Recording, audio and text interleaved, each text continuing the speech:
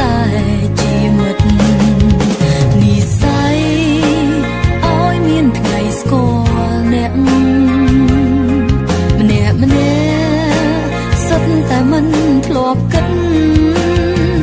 បត់ចំរៀងរឿងមិនផែស្រឡាញ់អ្នកគ្រប់គ្នា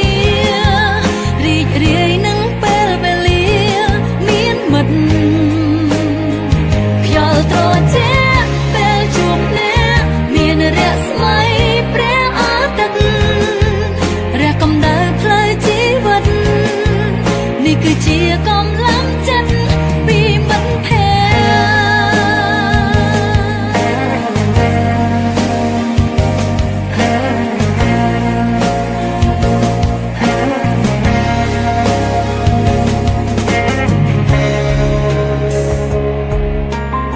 ទ្វេលោកឯកាថាគ្មានមិត្តភក្តិតែពេលមានអ្នកអ៊ូអរកន្លងពេលយើងឃ្លាតគ្នា